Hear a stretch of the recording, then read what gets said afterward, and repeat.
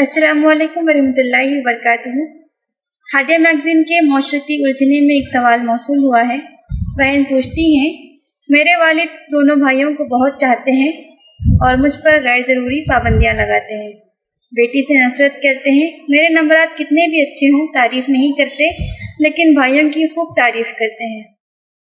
पढ़ने के लिए मुझे बाहर भेजने में उन्हें एतराज़ है और भाइयों को भेजने में कोई एतराज़ नहीं है। क्या ये नाइंसाफ़ी दुरुस्त है? बराह करम हमारी रहनुमाई कीजिए। अस्सलामु अलैकुम वरहमतुल्लाहि वबरकातुहू।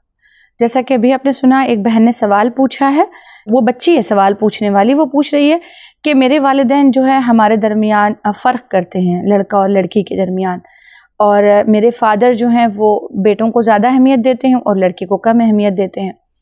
पूछने वाली बच्ची जो है टीन एज बच्ची है और हमें, जैसा कि आप देख रहे हैं कि उसने तफसील बताई है अपने वालिदैन के सलूक की। तो सबसे पहले मैं वालिदैन से ये कहना चाहूँगी कि टीन एज में अक्सर बच्चों का इस तरह का मिजाज बन जाता है कि वो डिस्क्रिमिनेशन महसूस करते हैं घर में। ये असल में सिबलिंग राइवलरी से ताल्लुक़ रखता है। सिबलिंग राइवलरी मीन्स बहन भाई के दरमियान थोड़ी सी हसद और जलन जो हो जाती है। ये अचानक नहीं फट पड़ते बच्चे टीन एज में, बल्कि बचपन से आहिस्ता आहिस्ता बचपन ही से वालिदैन के कुछ जुमले उन्हें चुभ जाते हैं, या फिर रिश्तेदार जो बयान करते हैं वो, या हमारा समाज जो लड़कों को और लड़कियों को अलग अलग देखता है। इस तरह से ये छोटे छोटे जुमले जो चुभन का शिकार उन्हें बनाते हैं।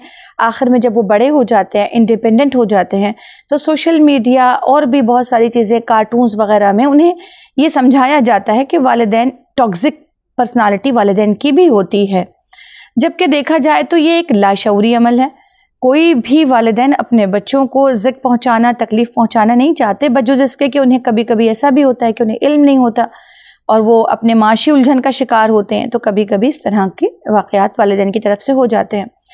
टीन एज में सबसे पहले ये समझना होगा कि टीन एज एक ऐसा दौरानिया है जिसे स्ट्रेस और स्ट्रोम वाला पीरियड कहा जाता है, जिस दौरान में बंदा के मूड स्विंग्स, लड़का और लड़की दोनों में मूड स्विंग्स बहुत ज़्यादा फ्लक्चुएट होते हैं तेज़ी से, और उसी वजह से उनकी थिंकिंग नेगेटिव होने लगती है। वो एक तरह का स्ट्रेस है, और ये स्ट्रेस आहिस्ता आहिस्ता जब वो मैनेज करना सीखते हैं, 21-22 साल के हो जाते हैं, तो तब फिर उनका दिमाग सेट होता है। वो चीज़ों को जज करने लगते हैं कि हम जो वालिदैन के ताल्लुक़ से सोचते थे ऐसा नहीं है।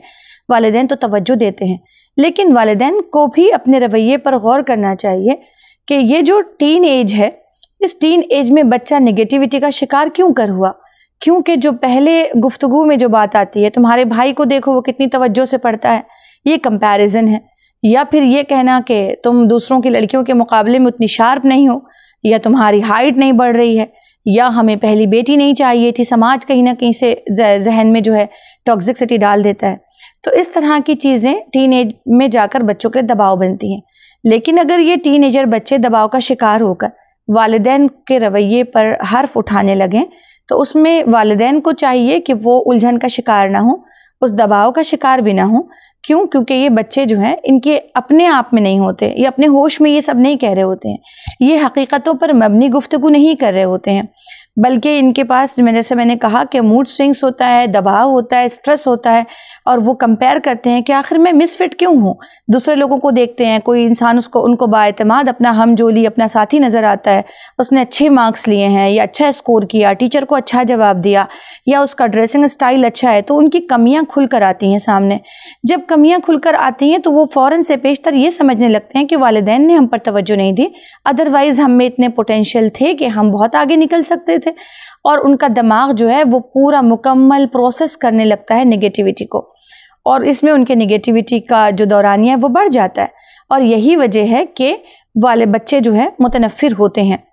लेकिन मुतनफ़िर वालिदैन को भी सोचना चाहिए कि मुतनफ़िर होने का ये दौरानिया कोई बच्चे का बिगाड़ नहीं है, या बच्चे हाथ से निकल नहीं गए, या वो बिगड़ा हुआ बच्चा नहीं है, बल्कि टीन एज का ये दबाव जैसे जैसे कम होगा, आहिस्ता आहिस्ता वो बच्चा बहाल होता जाएगा।